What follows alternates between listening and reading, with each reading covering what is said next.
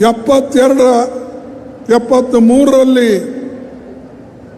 ನಾನು ಈ ಆಕ್ಟ್ರಾಯ್ ಸಮಿತಿ ಅಧ್ಯಕ್ಷನಾಗಿದ್ದೆ. ಆವಾಗ ದೇವರಾಜ ಅರಸು ಅವರು ಮತ್ತು ಬಸವಲಿಂಗಪ್ಪನವರು ಸೇರಿ ಒಂದು ಕಾರ್ಯಕ್ರಮವನ್ನು ಪ್ರಾರಂಭ ಮಾಡಿದರು. ಅದರ ಹೆಸರು ಪೀಪಲ್ಸ್ ಹೌಸಿಂಗ್ ಸ್ಕೀಮ್ ಅಂತ. ಜನತಾ ಮನೆ ಕೊಡ್ತಕ್ಕಂಥದ್ದು. ಮುಂದೆ ಜನತಾ ಪಾರ್ಟಿ ಬಂತು, ಅದಕ್ಕಾಗಿ ಅದು ಹೇಳೋದು ಬಿಟ್ಟರು. ಅಂದರೆ ಇದು ಪ್ರಾರಂಭ ಆಗಿದ್ದು ಇಂದಿರಾ ಗಾಂಧಿ ಅವರ ಕಾಲದಲ್ಲಿ ಮತ್ತು ದೇವರಾಜ ಅರಸು ಅವರ ಕಾಲದಲ್ಲಿ ಇದು ಬುನಿಯಾದಿ ಹಾಕಿ ಬಡವರಿಗೆ ಮನೆ ಕೊಡ್ತಕ್ಕಂಥದ್ದು ಪ್ರಾರಂಭ ಆಯಿತು.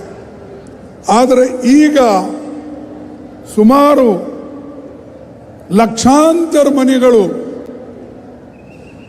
ಶ್ರೀಮಾನ್ ಸಿದ್ದರಾಮಯ್ಯ ಅವರ ನೇತೃತ್ವದಲ್ಲಿರ್ತಕ್ಕಂಥ ಕಾಂಗ್ರೆಸ್ ಸರ್ಕಾರ ಕೊಡ್ತಾ ಇದೆ. 7.5 ಲಕ್ಷ ರೂಪಾಯಿ ಬೆಲೆ ಬಾಳುವ ಮನೆ ಕೇವಲ 1 ಲಕ್ಷ ರೂಪಾಯಿದಲ್ಲಿ ನಿಮಗೆ ಕೊಡ್ತಾ ಇದ್ದಾರೆ. ಅಂದರೆ ಇದು ನಿಜವಾಗಲೂ ಬೇರೆ ಎಲ್ಲೂ ಈ ರೀತಿಯಾಗಿ ಮಾಡಿಲ್ಲ. ಯಾವ ಸರ್ಕಾರವೂ ಕೂಡ ಮಾಡಿಲ್ಲ, ಯಾವ ರಾಜ್ಯದಲ್ಲೂ ಕೂಡ ಆಗಿಲ್ಲ. ಏನೋ ಅಲ್ಲಿ ಮಾಡಿದ್ದಾರೆ.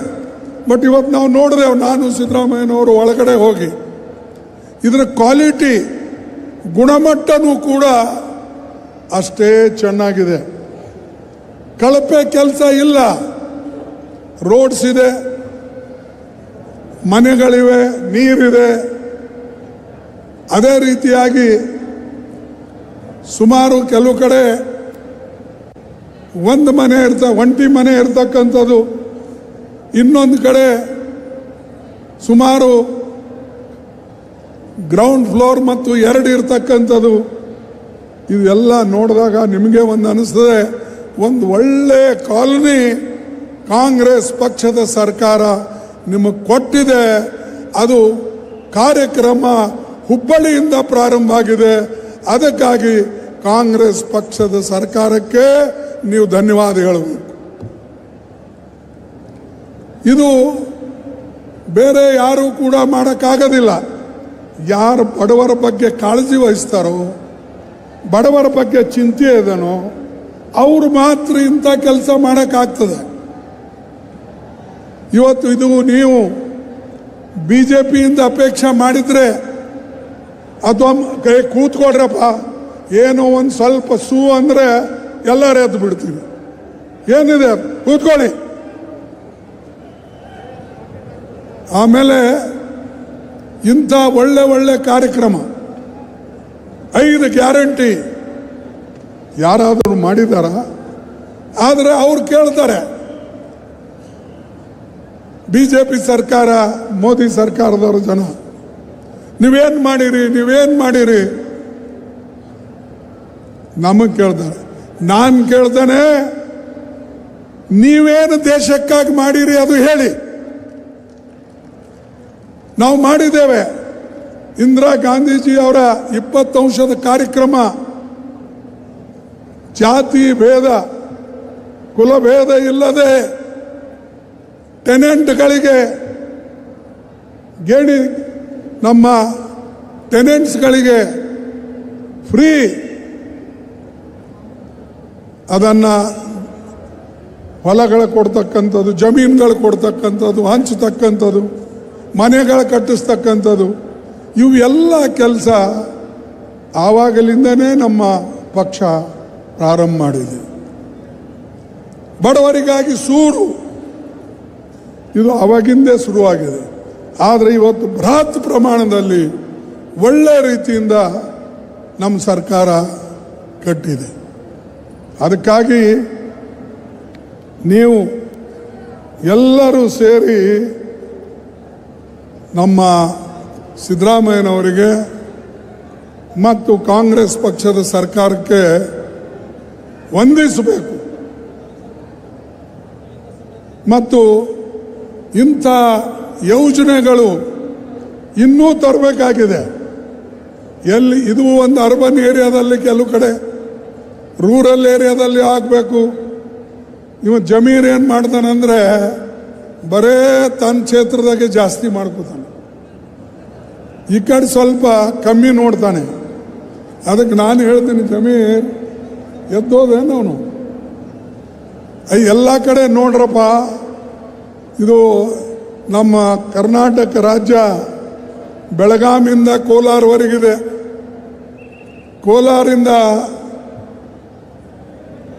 ಕೋಲಾರದಿಂದ ಬೆಳಗಾಂವರೆಗೆ, ಕಲಬುರಗಿಯಿಂದ ಬೀದರಿಂದ ಮೈಸೂರುವರೆಗೆ. ಅದಕ್ಕಾಗಿ ನಾವು ಎಲ್ಲರಿಗೆ ತೆಗೆದುಕೊಂಡು ಹೋಗ್ತಕ್ಕಂಥದ್ದು ಆಗಬೇಕು. ನನಗೆ ಖುಷಿ ಅಂದರೆ ಇವತ್ತು ನಾನು ನೋಡಿದೆ ಬೋರ್ಡ್ ಮೇಲೆ ಎಲ್ಲ ಕ್ಷೇತ್ರದಲ್ಲಿ, ಎಲ್ಲ ಜಿಲ್ಲೆಗಳಲ್ಲಿ ಏಕಕಾಲದಲ್ಲಿ 2,68,000 ಮನೆಗಳು ಏಕಕಾಲಕ್ಕೆ ಇವತ್ತು ಹಂಚ್ತಾ ಇದ್ದಾರೆ. ಇಂಥ ಕಾರ್ಯಕ್ರಮ ನೀವೆಲ್ಲರೂ ನೋಡಿದ್ರ? ಬರೇ ಮೋದಿಯವರು ಭಾಷಣ ಮಾಡ್ತಾರೆ, हमने वो किया, हमने ये किया. अरे क्या किया भाई, वो तो बोलो. ನೆಹರೂಜಿ ಅವರು ದೊಡ್ಡ ದೊಡ್ಡ ಪ್ರಾಜೆಕ್ಟ್ ಮಾಡಿದ್ರು, ಅವರಿಗೆ ಇವ್ರಿಗೆ ಬೈತಾರೆ. ದೊಡ್ಡ IT, HMT, HAL, BEL, BHEL, railway project, ದೊಡ್ಡ ದೊಡ್ಡ ಡ್ಯಾಮ್ಗಳು, ದೊಡ್ಡ ದೊಡ್ಡ ಪವರ್ ಸೆಂಟರ್ಸ್, ಇವೆಲ್ಲ ಆ ಕಾಲದಾಗ ಮಾಡಿದಕ್ಕಾಗಿ ಇವತ್ತು ನಮ್ಮ ದೇಶದ ಜನ ಉಸಿರಾಡ್ತಾ ಇದ್ದಾರೆ. ನೀವು ಯಾವುದೂ ಮಾಡಿಲ್ಲ, ಬರೇ BJPದವರು ಕಾಂಗ್ರೆಸ್ಗೆ ಬೈಯೋದು, ನೆಹರೂಜಿಗೆ ಬೈಯೋದು, ಇಂದಿರಾ ಗಾಂಧಿ ಹೆಸರು ಹೇಳಿ ಅವ್ರಿಗೆ ಬೈಯೋದು, ರಾಹುಲ್ ಗಾಂಧಿಗೆ ಬೈಯೋದು, ಸೋನಿಯಾ ಗಾಂಧಿ ಅವ್ರಿಗೆ ಬೈಗಳಿಂದ ಏನಾಗ್ತದಪ್ಪ? ನಿಮ್ಮ ಬಾಯಿ ದೊಡ್ಡದಿದೆ ಅಂಥೇಳಿ ಜೋರಾಗಿ ಮಾತಾಡಿದ್ರೆ ಜನರಿಗೆ ಉಪಕಾರ ಆಗೋದಿಲ್ಲ. ಜನರಿಗೆ ಬೇಕು ಹೊಟ್ಟಿಗೆ ಅನ್ನ, ತಲೆ ಮೇಲೆ ಸೂರು, ಕೈಗೆ ಕೆಲಸ. ಆವಾಗ ಮಾತ್ರ ಜನ ಸುಖ ಸಮೃದ್ಧಿಯಿಂದ ಇರ್ತಾರೆ. ನೀವೇನು ಕೊಟ್ಟಿರಿ? ಆಹಾರ ಧಾನ್ಯ ನಾವು ಕೊಡ್ತಾ ಇದ್ದೇವೆ, ಕಂಪಲ್ಸರಿ ಎಜುಕೇಶನ್ ನಮ್ಮ ಯೋಜನೆ, ಮನೆ ಕೊಡ್ತಕ್ಕಂಥದ್ದು ನಾವು ಮಾಡ್ತಾ ಇದ್ದೇವೆ. ಎಲ್ಲ ಮನ್ರೇಗಾ ಯೋಜನೆ ಏನು ಬಡವರಿಗೆ ಕೈ ಕೆಲಸ ಕೊಡ್ತಾ ಇತ್ತು, ಹೊಟ್ಟೆ ತುಂಬ ಅವರಿಗೆ ಅನ್ನ ಸಿಗಬೇಕು ಅಂಥೇಳಿ ಆ ಮನ್ರೇಗಾ ಯೋಜನೆ ಸೋನಿಯಾ ಗಾಂಧೀಜಿಯವರು ಹಾಗೂ ಮನಮೋಹನ್ ಸಿಂಗ್ ಅವರು ಪ್ರಾರಂಭ ಮಾಡಿದರು. ಈಗ ಆ ಯೋಜನೆಗೆ ಇವರು ಮಟ್ಟ ಹಾಕ್ತಾ ಇದ್ದಾರೆ. ನಮ್ಮ ಮನ್ರೇಗಾ ಕಾನೂನು ತೆಗೆದು ಅದು ಯಾವುದೋ ಜಿ ರಾಮ ಏನೋ ಅಂತಾರಪ್ಪ, ಜಿ ರಾಮನೋ ರಾಮ ಅಂತಾರ, ಗೊತ್ತಿಲ್ಲ. ಅರೆ ಇದು ಕಾನೂನು ಸಂವಿಧಾನದಲ್ಲಿ ಕಲಂ 41 ಬಾಬಾ ಸಾಹೇಬ್ ಅಂಬೇಡ್ಕರ್ ಅವರು ಬರೆದಂಥ ಡೈರೆಕ್ಟಿವ್ ಪ್ರಿನ್ಸಿಪಲ್ಸ್ನಲ್ಲಿ ಪ್ರಕಾರ ರೈಟ್ ಟು ವರ್ಕ್, ಕೆಲಸ ಮಾಡತಕ್ಕಂಥ ಒಂದು ಶಕ್ತಿಯನ್ನ, ಹಕ್ಕನ್ನು ನಿಮಗೆ ಕೊಟ್ಟಿತ್ತು. ಆದ್ರೆ ಅದನ್ನು ಕಿತ್ಕೊಳ್ಬೇಕು ಅಂತ ಈಗ ನಡೆದಿದೆ. ಮೊದಲು ನಮಗೆ ನಾವು 90% ಕೇಂದ್ರ ಕೊಡ್ತಿತ್ತು, 10% ರಾಜ್ಯ ಸರ್ಕಾರ ಕೊಡ್ತಿತ್ತು. ಇದು ಬಡವರಿಗೆ ಹೋಗ್ತಿತ್ತು. ಅದೇ ರೀತಿಯಾಗಿ ನಮ್ಮ ಪಂಚಾಯಿತಿಗಳು ಕೆಳಮಟ್ಟದಲ್ಲಿ ಏನು ನೀವು ಕಾರ್ಯಕ್ರಮ ರೂಪಿಸ್ತಿದ್ರೋ ಆ ಕಾರ್ಯಕ್ರಮವನ್ನೇ ಮನ್ರೇಗಾದಲ್ಲಿ ಅದನ್ನು ಅನುಷ್ಠಾನಕ್ಕೆ ತರ್ತಕ್ಕಂಥದ್ದಿತ್ತು. ಅದು ಇವತ್ತು ತೆಗೆದುಹಾಕಿದ್ದಾರೆ. 90-10 ತೆಗೆದು 60-40 ಎಲ್ಲಿಂದ ತರಬೇಕು? 40% ರಾಜ್ಯ ಸರ್ಕಾರಗಳು. ರಾಜ್ಯ ಸರ್ಕಾರದ ಮೇಲೆ ಭಾರ ಹಾಕಿ ನಾವು 125 ದಿವಸ ಕೆಲಸ ಕೊಡ್ತೇವೆ ಅಂತ ಹೇಳ್ತೀವಿ. ಅರೆ ಈಗ ಇರ್ತಕ್ಕಂಥ ಯೋಜನೆಯಲ್ಲೇ ಕೇವಲ 44-45 ದಿವಸ ಕೊಡ್ತಾ ಇದ್ದೀರಿ ಇಡೀ ದೇಶದಲ್ಲೇ. ಈಗ 125 ಕೊಡ್ತಕ್ಕಂಥದ್ದು ನಿಮ್ಮ ಕೈಯಿಂದ ಆಗ್ತದ? ಸಾಧ್ಯನಾ? 100 ದಿವಸ ನಿಮಗೆ ಪೂರ್ತಿ ಮಾಡೋಕ್ಕಾಗಲಿಲ್ಲ, 45 ದಿವಸ ಕೊಡ್ತೀನಿ. ಸೋನಿಯಾ ಗಾಂಧಿ ಅವರು ಹೇಳಿದ್ರು, ಇವತ್ತಿನ ಕಾಲದಲ್ಲಿ ನಾವು ಬಡವರಿಗೆ ಒಂದು ಕಡೆ ಕಿಮ್ಮತ್ತು ಏರ್ತಾವೆ, ಇನ್ಫ್ಲೇಷನ್ ಇದೆ, ಇನ್ನೊಂದು ಕಡೆ ಬಡವರಿಗೆ ಹೊಟ್ಟೆ ತುಂಬಬೇಕಾದ್ರೆ ಕನಿಷ್ಠ 400 ರೂಪಾಯಿ ಮನ್ರೇಗಾದಲ್ಲಿ ಕೊಡಬೇಕು ಅಂತ ಅವರು ವಾದ ಮಾಡಿದ್ರು ಪಾರ್ಲಿಮೆಂಟ್ನಲ್ಲಿ. ಕನಿಷ್ಠ 150 ದಿವಸ ಮಾಡಬೇಕು ಅಂತ ಅವ್ರು ಹೇಳಿದ್ರು. ಈ ಮಾರಾಯ ಅದರ ಉಲ್ಟಾ ಮಾಡ್ತಾ ಇದ್ದಾನೆ. ಯಾವಾಗ ವರ್ಷಕ್ಕೆ 365 ದಿವಸ ಕೆಲಸ ಎಲ್ಲೂ ಮಾಡ್ಬೋದು, ಅದನ್ನು ತೆಗೆದು ಅವ್ರಿಗೆ ಮನಸ್ಸಿಗೆ ಬಂದಂಗೆ ಯಾವಾಗ ಬೇಕು ಆವಾಗ ಮಾಡ್ತಕ್ಕಂಥದ್ದು, ಯಾವ ಪಂಚಾಯಿತಿ ಬೇಕು ಆ ಪಂಚಾಯತ್ನಲ್ಲಿ ಕೆಲಸ ಕೊಡೋದು, ಯಾವ ಜಿಲ್ಲೆ ಬೇಕು ಆ ಜಿಲ್ಲೆಯಲ್ಲಿ ಕೆಲಸ ಕೊಡ್ತಕ್ಕಂಥದ್ದು. ಆದರೆ ಪಂಚಾಯತ್ದವ್ರು ಹೇಳ್ದಂಥದ್ದು, ಸರ್ಕಾರದವ್ರು ಹೇಳ್ದಂಥದ್ದು, ಎಲ್ಲಿ ಅವಶ್ಯಕತೆ ಇದೆ ಅಲ್ಲೇ ಕೊಡಿ ಅಂತೇಳಿ ಪಂಚಾಯತ್ದವ್ರು ಕೇಳಿದ್ರೆ ಇವರು ಕೊಡೋದಿಲ್ಲ. ಯಾಕಂದ್ರೆ ಕಾನೂನು ಬದಲಾಯಿಸಿದ್ದಾರೆ. ಹೀಗೆ ಬಡವರಿಗೆ ಯಾವ ಕಾನೂನಿನ ಅವಶ್ಯಕತೆ ಇತ್ತು, ಬೆಂಬಲ ಇತ್ತು, ಆ ಕಾನೂನನ್ನು ಇವತ್ತು ಮೂಲೆ ಗುಂಪು ಮಾಡಿ ನಾವು ಇದು ಮಾಡಿದ್ದೇವೆ ಅದು ಮಾಡಿದ್ದೇವೆ. ಬಟ್ ನಾವು ಬಿಡೋದಿಲ್ಲ, ನಾವು ಹೋರಾಟ ಮಾಡೇ ಮಾಡ್ತೇವೆ. ಯಾವ ರೀತಿಯಾಗಿ ಇವರು ರೈತರ 3 ಕಪ್ಪು ಕಾನೂನುಗಳು ವಾಪಸ್ ತೆಗೆದುಕೊಂಡ್ರು, ಅದೇ ರೀತಿಯಾಗಿ ಮನ್ರೇಗಾ ಕಾನೂನು ಕೂಡ ಇರ್ತಕ್ಕಂಥ ರೀತಿಯಲ್ಲಿ ಮಾಡ್ತೇವೆ. ಹೊಸದೇನು ಜಿ ಅವರ ಕಾನೂನಿದೆ ಅದನ್ನು ಅನುಷ್ಠಾನದಲ್ಲಿ ತರಕ್ಕೆ ಅವಕಾಶ ಮಾಡಿಕೊಡೋದಿಲ್ಲ. ನಮ್ಮ ಹೋರಾಟ ಮುಂದುವರಿತದೆ. ಆ ಹೋರಾಟಕ್ಕೆ ನೀವು ತಯಾರಿರ್ಬೇಕು. ತಯಾರಿದ್ರಿಲ್ಲ ಹೇಳಿ. ಇದು ಬಡವರಿಗೆ ಅನುಕೂಲ ಆಗೋದು. ಈ ಒಂದು ಮನ್ರೇಗಾ ಕಸ್ಕೊಂಡ್ರು, ನಾಳೆ ನಮ್ಮ ಅನ್ನಭಾಗ್ಯ ಕಾರ್ಯಕ್ರಮ ಕಸ್ಕೊಳ್ತಾರೆ. 3ನೇದು ಮನೆ ಹಾಕಬೇಕು ಅವ್ರವ್ರು ಮಾಡ್ಕೊಳ್ತಾರೆ ಅಂತ ಹೇಳ್ತಾರೆ. 4ನೇದು ಮಕ್ಕಳಿಗೆ ನಾವು ಪುಕ್ಕಟ್ಟೆ ಆಗಿ ಕಂಪಲ್ಸರಿ ಎಜುಕೇಷನ್ ಕೊಡ್ತಿದ್ದೇವೆ, ಅದು ತೆಗೆದು ಹಾಕ್ತಾರೆ. ಹೀಗೆ ಒಂದು ನಮ್ಮ ಡೈರೆಕ್ಟಿವ್ ಪ್ರಿನ್ಸಿಪಲ್ನಲ್ಲಿ ಇರ್ತಕ್ಕಂಥ ಆರ್ಟಿಕಲ್ 38 50ವರೆಗೆ ಏನು ಲಾಭದಾಯಕವಾಗಿದೆ ಬಡವರಿಗೆ ಅದನ್ನು ತೆಗಿತಕ್ಕಂಥ ಪ್ರಯತ್ನ ನಡೆದಿದೆ. ಇದು ಒಂದು ಕಡೆ. ಇನ್ನೊಂದು ಕಡೆ ಪ್ರತಿಯೊಂದು ಮಾತಿಗೆ ಅಬ್ಜೆಕ್ಷನ್ ಹಾಕೋದು. ಇವತ್ತು ನಮ್ಮ ಸರ್ಕಾರ ಎಷ್ಟು ಹಣ ಖರ್ಚು ಮಾಡಿದೆ, ಕೇಂದ್ರದಿಂದ ಎಷ್ಟು ಹಣ ನಮಗೆ ಬರಬೇಕು ಅದು ಬರ್ತಾ ಇಲ್ಲ. ಯಾಕೆ ಬರ್ತಾ ಇಲ್ಲ? ಇಲ್ಲಿ ಕಾಂಗ್ರೆಸ್ ಸರ್ಕಾರ ಇದೆ, ಇಲ್ಲಿ ಸಿದ್ದರಾಮಯ್ಯ ಅವರ ನೇತೃತ್ವದ ಸರ್ಕಾರ ಇದೆ. ಇದು ಕಾಂಗ್ರೆಸ್ ಸರ್ಕಾರ, ಅದಕ್ಕೆ ಇಲ್ಲಿ ಕೊಡಬಾರ್ದು ಗ್ರ್ಯಾಂಟ್. ಮಳೆ ಬರಲಿ, ಚಳಿ ಬರಲಿ, ನಮ್ಮ ಫ್ಲಡ್ ಬರಲಿ, ಏನು ಬಂದ್ರೂ ಅವ್ರಿಗೇನು ಫರಕ್ ಬೀಳೋದಿಲ್ಲ, ಮಾಡ್ಕೊಳ್ತಾರೆ ತಗೊಳ್ಳಿ ಅಂತ. ಇಂಥ ಮೊಂಡ ಸರ್ಕಾರಕ್ಕೆ ನಾವು ಪಾಠ ಕಲಿಸ್ಬೇಕು ಅಂದರೆ ಎಲ್ಲರೂ ಒಂದಾಗಿ ಕಲಿಸ್ಬೇಕು. ಬಡವರೆಲ್ಲ ಒಂದಾಗಿ, ಜಾತಿ ಕುಲ ಮತ ಇದನ್ನು ಬಿಟ್ಟು ನಿಮ್ಮ ಅಧಿಕಾರಗೋಸ್ಕರ ಹೋರಾಟ ಮಾಡ್ತಕ್ಕಂಥ ಶಕ್ತಿ ನೀವು ಬೆಳೆಸ್ಕೊಳ್ಳಿ. ಆವಾಗ ಇದು ಸ್ವತಂತ್ರ. ನಾವು ಈ ದೇಶದ ಸಂವಿಧಾನ ಮತ್ತು ಸ್ವಾತಂತ್ರ್ಯವನ್ನು ಕಾಪಾಡಿಕೊಳ್ಳಕ್ಕಾಗ್ತದೆ. ಇಲ್ಲದ್ರೆ ಈ ಸ್ವಾತಂತ್ರ್ಯನೂ ಹೋಗ್ತದೆ, ಸಂವಿಧಾನನೂ ಹೋಗ್ತದೆ. ನೀವೆಲ್ಲರೂ ಕೂಡ ಪುನಃ ಗುಲಾಮರಾಗಿ ಬಾಳಬೇಕಾದಂಥ ಪರಿಸ್ಥಿತಿ ಬರ್ತದೆ.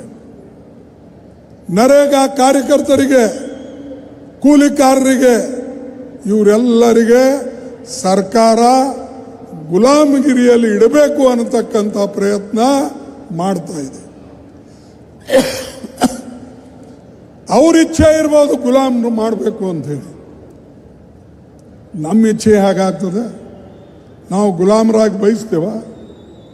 ನಾವು ಹಿಂದೂ ಕೂಡ ಈ ದೇಶಕ್ಕೆ ಕಾಂಗ್ರೆಸ್ ಪಕ್ಷ, ಮಹಾತ್ಮ ಗಾಂಧೀಜಿಯವರು, ನೆಹರೂಜಿ ಅವರು, ಸುಭಾಷ್ ಚಂದ್ರ ಬೋಸ್ ಅವರು, ವಲ್ಲಭಭಾಯ್ ಪಟೇಲ್ ಅವರು, ಅಬ್ದುಲ್ ಕಲಾಂ ಆಜಾದ್ ಅವರು, ಇವರೆಲ್ಲರೂ ಹೋರಾಟ ಮಾಡಿ ಈ ದೇಶಕ್ಕೆ ಸ್ವಾತಂತ್ರ್ಯವನ್ನು ತಂದುಕೊಟ್ಟಿದ್ದಾರೆ. ನೀವು ತಂದಿಲ್ಲ, ನೀವು ರಕ್ತ ಹರಿಸಲಿಲ್ಲ, ಒಂದು ದಿವಸ ಜೈಲಿಗೆ ಹೋಗಲಿಲ್ಲ. ಮೋದಿಯವರೇ ಪುಕ್ಕಟ್ನಲ್ಲಿ ಇವತ್ತು ಕುರ್ಚಿ ಮೇಲೆ ಕೂತಿದ್ರಿ, ಪುಕ್ಕಟ್ನಲ್ಲಿ.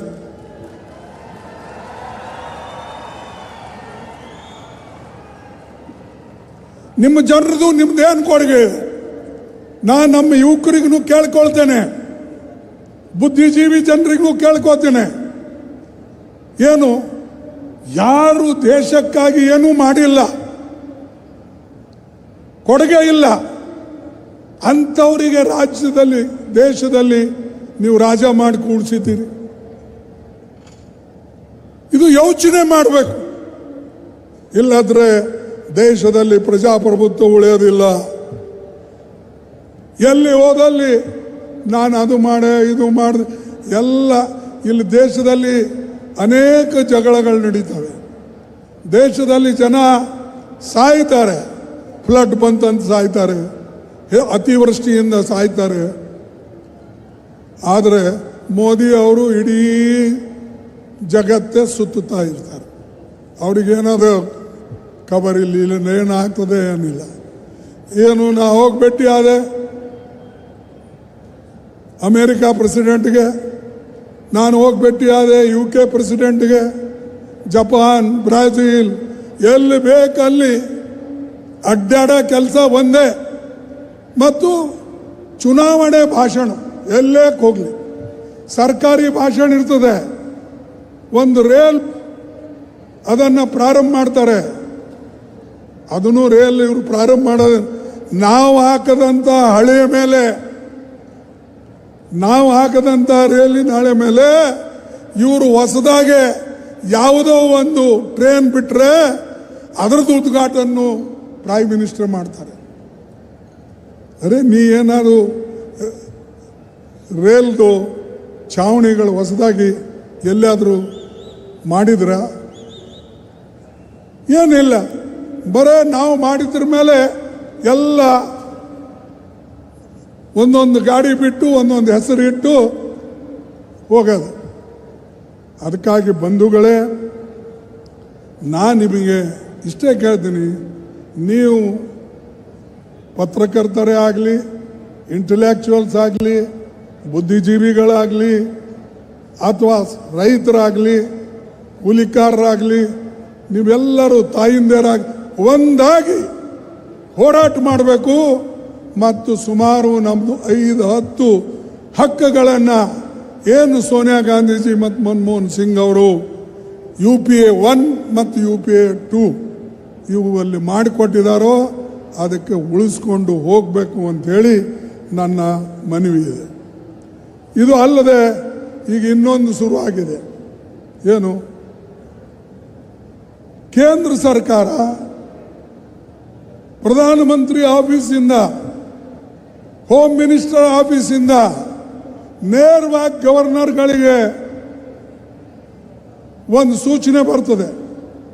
ನೋಡಿ, ಇವತ್ತು ಸಿದ್ದರಾಮಯ್ಯನವರು ಬಜೆಟ್ ಮಂಡಿಸ್ತಾರೆ. ಇವತ್ತು ಸಿದ್ದರಾಮಯ್ಯನವರು ಗವರ್ನರ್ ಭಾಷಣ ಬರೆದು ನಿಮಗೆ ಕೊಟ್ಟು ಅಪ್ರೂವಲ್ ತಗೊಂಡಿದ್ದಾರೆ. ಅದಕ್ಕೆ ನೀವು ಓದಬೇಡಿ,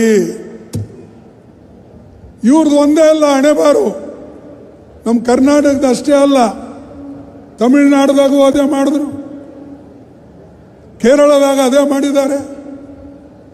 ಎಲ್ಲೆಲ್ಲಿ ಕಾಂಗ್ರೆಸ್ ಪಕ್ಷದ ಸರ್ಕಾರ ಅಥವಾ ಎಲ್ಲೆಲ್ಲಿ ಬಿಜೆಪಿ ಹೊರತುಪಡಿಸಿದ ಸರ್ಕಾರಗಳಿವೆ ಅವು ಎಲ್ಲ ಕಡೆ ಇವತ್ತು ಗವರ್ನರ್ಗಳು ತೊಂದರೆ ಕೊಡ್ತಾ ಇದ್ದಾರೆ. ಯಾಕಂತ ನಾವು ಅವ್ರಿಗೆ ಕೇಳಿದಾಗ, ಪ್ರಶ್ನೆ ಮಾಡಿದಾಗ ಅವ್ರು ಹೇಳ್ತಾರೆ ಮೇಲಿನ ಸೂಚನೆ ಅದ ಸರ್, ನಾವೇನು ಮಾಡೋದು. ವೈಯಕ್ತಿಕವಾಗಿ ಅವ್ರಿಗೆ ಕೇಳಿದಾಗ ಅವ್ರು ಹೇಳ್ತಾರೆ हम क्या करना भाई साहब, ऊपर से आता है हम वैसा करते हैं. ಅಂದರೆ ಗವರ್ನರ್ಗಳಿಗೂ ಅವ್ರ ಕೈಗೊಂಬಿ ಮಾಡ್ಕೊಂಡು ಇಟ್ಕೊಂಡಿದ್ದಾರೆ. ಯಾವುದೇ ಒಳ್ಳೆ ಕೆಲಸಕ್ಕೆ ಬಿಲ್ಲಿಗೆ ಸಹಿ ಹಾಕೋದಿಲ್ಲ, ಅದು ವಾಪಸ್ ಕಳಿಸ್ತಕ್ಕಂಥದ್ದು. ಈಗ ಅನೇಕ ಕೆಲಸ ಇವತ್ತು ಈ ಸರ್ಕಾರ ತಪ್ಪು ದಾರಿಗೆ ಹೋಗ್ತಾ ಇದೆ. ಅರೆ ನೀವು ಇವತ್ತು ಇರ್ತೀರಿ, ಎಷ್ಟು ದಿವಸ ಇರ್ತೀರಿ? ಇನ್ನೊಂದು 5 ವರ್ಷ, 3 ವರ್ಷ, ನೀವೇನು ಶಾಶ್ವತ ಇರೋದಿಲ್ಲಲ್ಲ. ಆದರೆ ಈ ದೇಶ ಶಾಶ್ವತವಾಗಿರ್ತದೆ. ಅದಕ್ಕಾಗಿ ನಾವು ಯಾವಾಗಲೂ ಹೇಳ್ತೇವೆ ದೇಶ ಮುಖ್ಯ, ದೇಶಕ್ಕಾಗಿ ನಾವೆಲ್ಲರೂ ಕೂಡ ಒಂದಾಗಬೇಕು ಅಂತ ಹೇಳಿ ಮೊದಲಿಂದ ನಾವು ಹೇಳ್ಕೊಂಡು ಬಂದಿದ್ದೇವೆ. ಇವ್ರು ಚುನಾವಣೆಗೋಸ್ಕರ ಹೇಳ್ತಾರೆ ನೇಷನ್ ಫಸ್ಟ್ ದೆನ್ ಪಾರ್ಟಿ. ಅದು ಮಧ್ಯದಾಗ ಹೇಳಲ್ಲ, ನೇಷನ್ ಫಸ್ಟ್ ಅಂತ ಹೇಳ್ತಾರೆ. ಅವ್ರ ಬಳಿ ಇರೋದು RSS first, BJP first, then ದೇಶ, ದೆನ್ ಇದು ಕಾನ್ಸ್ಟಿಟ್ಯೂಷನ್, ಆಮೇಲೆ ನಮ್ಮೆಲ್ಲರಿಗೆ ಏನು ಇವತ್ತು ವಿಶೇಷವಾದಂಥ ಡೆಮಾಕ್ರಸಿಯಲ್ಲಿ ಮಾತಾಡ್ತಕ್ಕಂಥ ಅಧಿಕಾರ ಇದೆ, ಇವೆಲ್ಲ ನಂತರ. ಅದಕ್ಕೆ ಇದನ್ನು ನೀವು ಮನಸ್ಸಿನಲ್ಲಿ ಇಟ್ಕೊಂಡು ಕೆಲಸ ಮಾಡಿ. ಗವರ್ನರ್ ಸಹಿತ ಇವತ್ತು ಅವರ ಮುಖಾಂತರ ನಮಗೆ ತೊಂದರೆ ಕೊಡ್ತಾ ಇದ್ದಾರೆ. ಎಲ್ಲ ರಾಜ್ಯಗಳಲ್ಲಿ ಎಲ್ಲೆಲ್ಲಿ ನಮ್ಮ ಬಿಜೆಪಿ ಹೊರತುಪಡಿಸಿ ಸರ್ಕಾರಗಳಿವೆ ಅವಕ್ಕೆ ಇದನ್ನೇ ಹೇಳ್ತಾರೆ. ಇದನ್ನು ನೀವು ಅವರಿಗೆ ಅಧಿಕಾರದಿಂದ ಕೆಳಗಿಳಿಸಬೇಕು ಅಂದರೆ ಮುಂದೆ ಬರ್ತಕ್ಕಂಥ ಯಾವುದೇ ಚುನಾವಣೆಯಲ್ಲಿ, ಅದು ಸಣ್ಣದಿರಲಿ ದೊಡ್ಡದಿರಲಿ, ಆ ಚುನಾವಣೆಯಲ್ಲಿ ನೀವು ಬಿಜೆಪಿ ವಿರುದ್ಧವಾಗಿ ವೋಟ್ ಹಾಕಿ ಒಂದು ಶಕ್ತಿಯನ್ನು ನೀವು ಪ್ರದರ್ಶನ ಮಾಡಬೇಕು. ಆ ಶಕ್ತಿ ಪ್ರದರ್ಶನ ಮಾಡಿದ್ರೇ ನಾವು ಉಳಿತೇವೆ, ಬಡವರು ಉಳಿತಾರೆ, ಮಧ್ಯಮ ವರ್ಗದವರು ಉಳಿತಾರೆ, ಸಣ್ಣ ಪುಟ್ಟ ವ್ಯವಸಾಯ ಮಾಡೋರು ಉಳಿತಾರೆ. ಇಲ್ಲಾದರೆ ಕಾಯಮವಾಗಿ ನೀವು ಮರ್ತು ಬಿಡಿ, ಹಿಟ್ಲರ್ ಹೆಂಗೆ, ಮುಸೋಲಿನಿ ಹೆಂಗೆ, ಸದ್ದಾಮ್ ಹುಸೇನ್ ಹೆಂಗೆ, ಅಂಥ ರಾಜ್ಯ ಈ ದೇಶದಲ್ಲಿ ಬರ್ತದೆ ಅನ್ನತಕ್ಕಂಥ, ಬಂದಿದೆ ಅನ್ನತಕ್ಕಂಥ ಮಾತನ್ನು ನಿಮ್ಗೆ ಹೇಳೋಕ್ಕೆ ನಾನು ಇಚ್ಛೆ ಪಡ್ತೇನೆ. ಅದಕ್ಕಾಗಿ ಇಷ್ಟು ಹೇಳಿ ನಾನು ಹೆಚ್ಚು ಮಾತಾಡೋದಿಲ್ಲ, ಯಾಕಂದರೆ ನಾನು ಹೋಗಬೇಕಾಗಿದೆ. ಸಿದ್ದರಾಮಯ್ಯನವರು ಮಾತಾಡ್ತಾರೆ, ಅದಕ್ಕೆ ಅವ್ರ ಮಾತನ್ನು ಕೂಡ ತಾವು ಕೇಳಬೇಕು. ಅದಕ್ಕಾಗಿ ನಿಮ್ಮೆಲ್ಲರಿಗೆ ವಂದಿಸ್ತೇನೆ. ದಯವಿಟ್ಟು ನಿಮ್ಮ ಪರವಾಗಿ ಹೋರಾಟ ಮಾಡ್ತಕ್ಕಂಥವ್ರು, ನಿಮ್ಮ ಪರವಾಗಿ ಕಾನೂನು ಮಾಡ್ತಕ್ಕಂಥವ್ರು, ಆ ಕಾನೂನನ್ನು ಎಲ್ಲರ ಹಿತಕ್ಕಾಗಿ ಯಾರು ಮಾಡ್ತಾರೋ ಅವರಿಗೆ ನೀವು ಬೆಂಬಲ ನೀಡಿ, ಅವರಿಗೆ ನೀವು ಶಕ್ತಿ ಕೊಡಿ.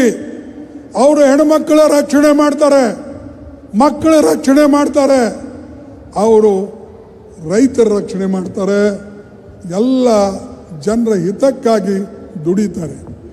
ಆ ಕೆಲಸಕ್ಕೆ ನೀವು ಮುಂದೆ ಸಹಾಯ ಮಾಡ್ತೀರಿ ಅನ್ನತಕ್ಕಂಥ ಮಾತನ್ನು ಕೇಳಿ ಇವತ್ತು ನನಗೆ ಸಂತೋಷ ಆಗಿದೆ. ಇಷ್ಟು ದೊಡ್ಡ ಸಭೆ ಇಲ್ಲಿ ಸೇರಿ ಅದು ಜನರಿಗೆ ಆಶ್ರಯ ಕೊಡ್ತಕ್ಕಂಥದ್ದು.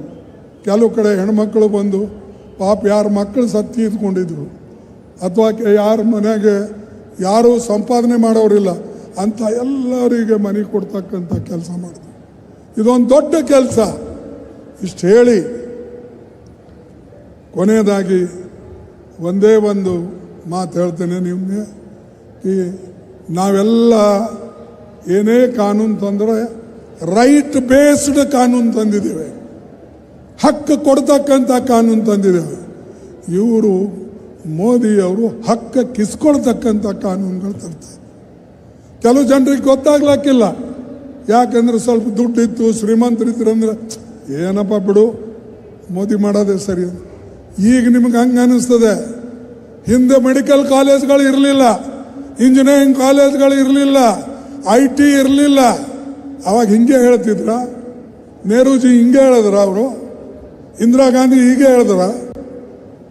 ಇವರು ಮಾತ್ರ ಹೇಳ್ತಾರೆ ಇಲ್ಲಿ. ಅದಕ್ಕೆ ಇಷ್ಟು ಹೇಳಿ ನನ್ನ ಮಾತು ಮುಗಿಸ್ತೇನೆ. 2-3 ಸ್ಲೋಗನ್ ಹೇಳ್ತೇನೆ, ದಯವಿಟ್ಟು ನೀವು ಧ್ವನಿಗೂಡಿಸ್ಬೇಕು ಅಂತ ಕೇಳ್ಕೊತೀನಿ. ಜೈ ಹಿಂದ್.